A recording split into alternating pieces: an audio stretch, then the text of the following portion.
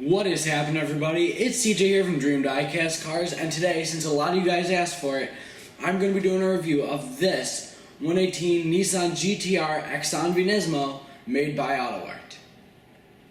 Now, real quick, before we get into the review, I want to tell you guys to check out this video that I posted on my new channel, RPM Motorsports.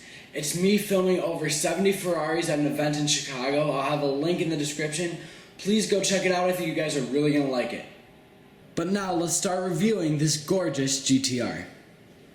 Now before I actually start showing you guys around the exterior, I just want to tell you potential buyers one thing that you're going to want to know. Because this is a race car, it doesn't have hinges on the hood, it just comes straight off like this, which is realistic. However, one thing that you're going to want to be careful with is if you flip the car over or you're carrying it for some reason, it comes right off very easily. So, this is a pretty sturdy piece. It's made out of metal, and it should hold up well. But you just never really want to drop any of the pieces of the car, and it's definitely something that I've done before. Now, though, let's take a look at the front of this model. One thing you'll notice on the front of the model is that the GT-R style lights are done very nicely. And you can see the different advertisements around the lights are also replicated perfectly. Then when you look in the middle, you can see that this GT-R badge is replicated perfectly. It's made out of real metal and it just looks gorgeous. Then you can see it says Xanavi and Nissan right below that, which also looks perfect. Then above that you can see different intakes, which look very nice. And you can see that it says 23, which is the car number, which also is done very well. Now let's move along to the side of this model. The wheels are done very nicely. You can see the tires are done very well, made out of rubber, which looks great. Then the actual rims are made out of real metal, which looks very nice as well. You can see the discs go through the calipers as they should, and you can see more advertisements on the side, two of which being Kyosho and AutoArt, which I thought was kind of funny. And then in the middle you can see it says GT-R as it should. Then when you look a little bit to the right of that, you can see the awesome looking side exhaust. AutoArt also replicated the door mirrors very nicely. The carbon fiber looks excellent, and the advertisements are also printed perfectly on there.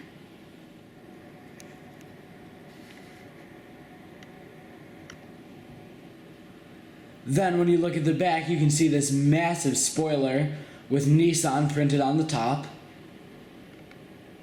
Also, on the more under part of the spoiler, it says Nismo, which is also very realistic. Then, when you look at the rear lights, you can see that they look gorgeous. You can see the little LEDs around the outside and the two main bulbs in the middle. Just looks fantastic. And the Nissan badge in the back of the car also looks great.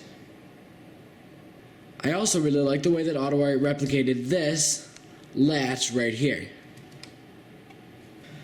Now let's move on to the engine, and as I said, the hood just comes off, so one of the ways I like to do it is you can see these little latches right here.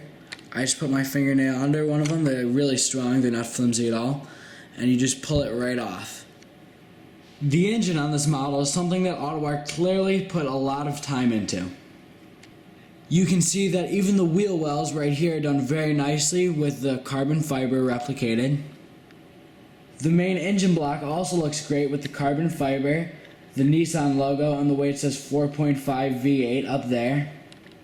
You can see the steering rod coming from the steering wheel is done very nicely with carbon fiber right here, and then the rest of the rod just continues down, looks perfect.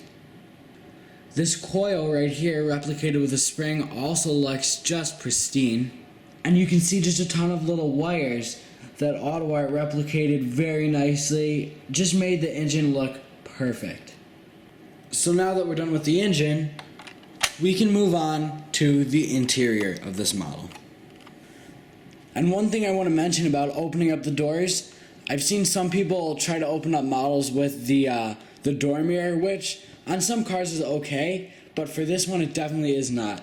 What you want to do is you just want to stick your finger in this little hole right here, and you can pull it open very easily, and it doesn't seem to be damaging anything. Now when you look on the driver's side, you can see that AutoArt did a great job. You have the racing style seat here with the 5-point harness. Then it says Nismo GT Pro on the seat, which looks great. The steering wheel is, of course, very simple since this is a race car, and it's done very well. The material it's made out of just makes it look very nice. When you look beyond the steering wheel, you can see a lot of little buttons and the gear lever, which is done very nicely. In general, I really like this interior. It's very complex as this is a racing car and there's a lot of little things, but AutoArt really did a great job. It also features a lot of carbon fiber, which is good because I think AutoArt does an amazing job with carbon fiber. So now let's move on to the ratings. But of course, before I tell you guys the ratings, I should mention the price. Retail, you can find this car for $175 on AutoArt's website. But if you look on other websites like eBay, you can find it for as low as about $150. One thing I did notice though is that there aren't too many being sold. With a lot of other models, you can maybe get even better deals just because there's so many other people competing out there to get the sale. But with this model, there really are only a couple on the market. So now to the ratings. And for those of you who are new here, here's how it goes down. I have two ratings. My first one is the rating without the price. If you had all the money in the world, just rating this model for what it is. Then the second one is my rating which factors price. So for my first rating, the rating without the price, I give this car an A+. Yup, it's been a while since I've done that.